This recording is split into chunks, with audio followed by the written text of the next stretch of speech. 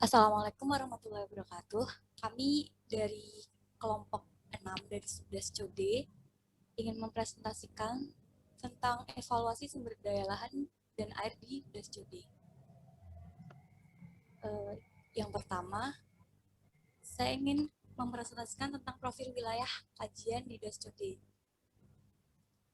Jadi di DAS COD ini berada di 3 wilayah kabupaten atau kota, yaitu Kabupaten Sleman, Kota Yogyakarta, dan Kabupaten Bantul. Berdasarkan gambar tersebut dapat diketahui bahwa pemetaan satuan lahan di DAS COD menggunakan skala 1:250.000. Subdas COD ini terbagi menjadi 7 kemampuan lahan. Kemudian untuk kesesuaian lahan, untuk komunitas padi menunjukkan bahwa adanya lahan yang sangat sesuai berada di wilayah hilir dan tengah subdas karena karakteristik wilayah yang subur. Kemudian lahan yang kurang sesuai berada di wilayah simple slope karena wilayah ini merupakan lereng yang curam. Kemudian lahan yang tidak sesuai berada di wilayah puncak hulu subdas dan lembah sungai karena banyak erosi tanah longsor dan tanahnya kurang subur.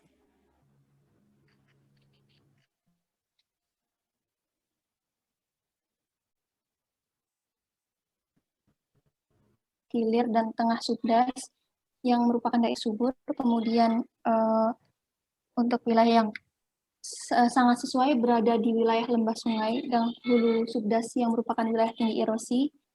Kemudian untuk yang lahan tidak sesuai berada di wilayah permukaan puncak dan tanggul sungai di bagian hulu karena daya ikat tanah untuk takaran sangat lemah.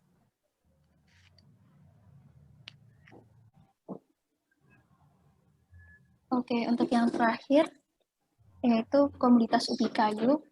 Di sini terlihat bahwa untuk lahan yang sangat sesuai berada di wilayah tengah dan hilir subdas, yaitu wilayah datar dengan cilung tanah yang tebal dan subur.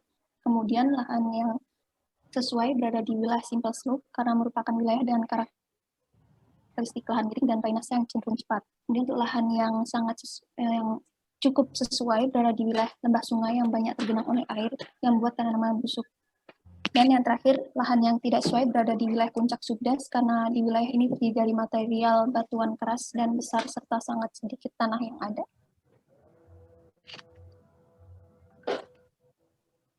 Kesesuaian lahan untuk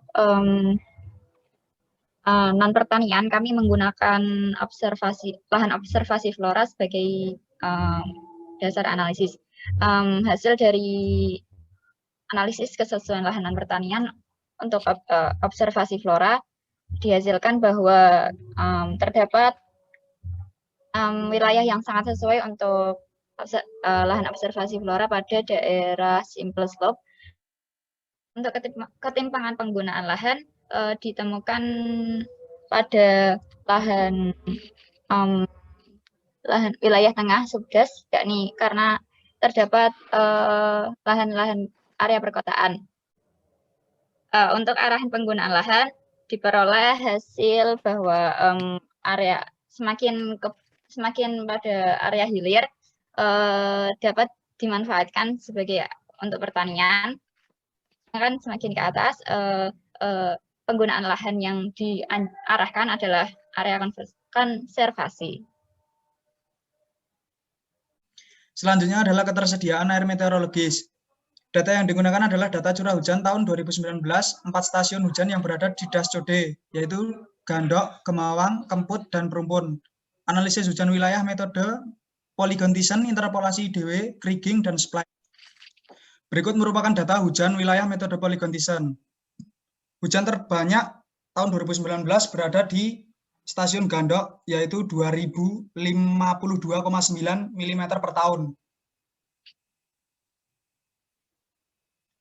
Berikut merupakan hujan wilayah metode interpolasi IDW, kriging, dan spline. Dapat dilihat di ketiga gambar. Selanjutnya adalah neraca air existing.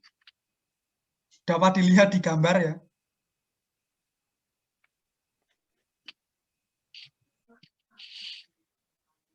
Ketersediaan air melimpah saat di bulan basah, yaitu bulan November sampai April, yaitu menandakan surplus, dan saat di bulan kering yaitu Mei sampai Oktober defisit karena EA kurang dari EP. Perubahan surplus defisit menyebabkan adanya dua musim di DAS-COD, yaitu musim kemarau dan penghujan.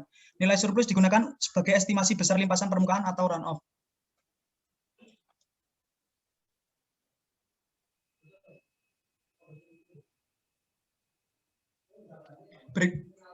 Berikutnya adalah ketersediaan air permukaan. Penurunan dan peningkatan debit andalan dipengaruhi oleh curah hujan, evaporasi, yaitu suhu udara, lama penyinaran, dan arah angin. Penggunaan lahan mempengaruhi besar run-off. Upaya yang dapat dilakukan untuk mengetahui run-off yang besar adalah membangun sungai, retensi, dan pengakalan penghijauan. Berikut merupakan debit permukaan tahun 2011 hingga 2019. Selanjutnya adalah potensi air tanah. Data yang digunakan seperti ketebalan akuifer, peta flownet, dan jenis tanah. Potensi air tanah dianalisis menggunakan 3 metode. Yang pertama adalah air tanah statis, yang menggunakan data volume akuifer dan juga specific yield. Air tanah statis merupakan besar air tanah yang tersimpan di dalam akuifer sebesar 1.365.825.900 meter kubik untuk di subdas COD. Berikutnya adalah air tanah dinamis yang merupakan besar air tanah yang melalui akuifer. Prinsip dari ketersediaan air tanah dinamis adalah dari prinsip Darcy. Kemudian adalah nilai hasil aman. Nilai hasil aman merepresentasikan debit maksimum yang dapat dipompa dari akuifer yang ada. Menggunakan data fluktuasi air tanah, data luas permukaan air tanah, dan juga specific yield. Dalam memanfaatkan air tanah, perlu diperhatikan hasil aman yang harus dipenuhi. Pengambilan air tanah tidak boleh melebihi dari hasil aman untuk menjaga keberlanjutan dari fungsi air tanah itu sendiri. Hasil aman untuk subdas COD sebesar 72.092.593 meter kubik per tahun. Kebutuhan air. Kebutuhan air merupakan kebutuhan air baik dari domestik maupun non-domestik. Yang domestik tentunya ada dari masyarakat, dan yang non-domestik terdiri dari kebutuhan peternakan, perikanan, pertanian, dan juga industri. Peningkatan kebutuhan air per tahun di DAS-COD dipengaruhi oleh peningkatan jumlah penduduk, peningkatan kesadaran akan kebersihan dan kesehatan, serta peningkatan kegiatan yang menggunakan air. Daya dukung lahan dan air atau DDLA. Hal ini merupakan pembagian dari ketersediaan air dan kebutuhan air. Dapat dilihat bahwa ada penurunan DDLA antara 2015 hingga 2016 dan ada peningkatan dari 2018 ke 2019. Semakin meningkat DDLA-nya, maka hal tersebut semakin baik.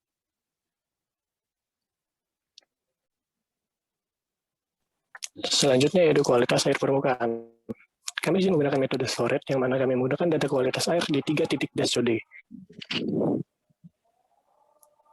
Dari metode storage tersebut, kami membentuk 4 kelas, yaitu kelas 1, kelas 2, kelas 3,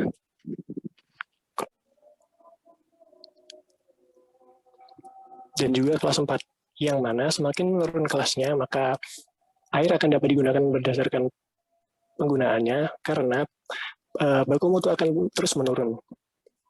Next.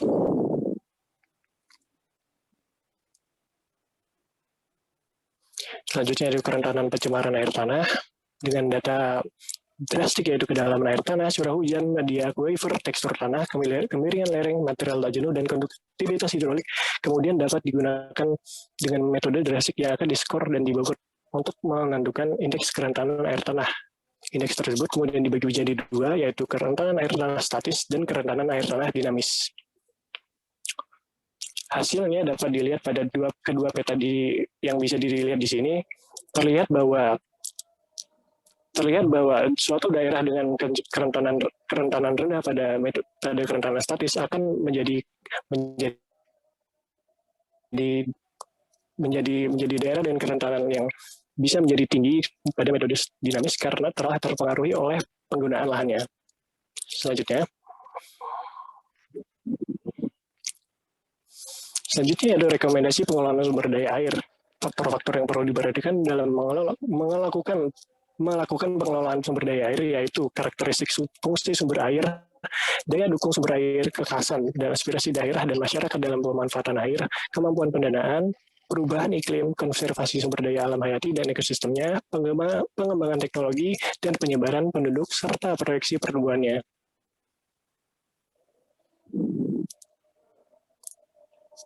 Nah, berdasarkan beberapa hasil analisis sumber daya air, dapat disimpulkan bahwa perlunya upaya pengelolaan air di Subdas Code demi mewujudkan keberlanjutan sumber daya air, yaitu dengan beberapa usaha yang dapat dilakukan untuk melakukan konservasi air, yakni konservasi air di kanan dan kiri sungai, pembatasan pengambilan air tanah, pembatasan pembuangan limbah di sungai, dan lain-lainnya.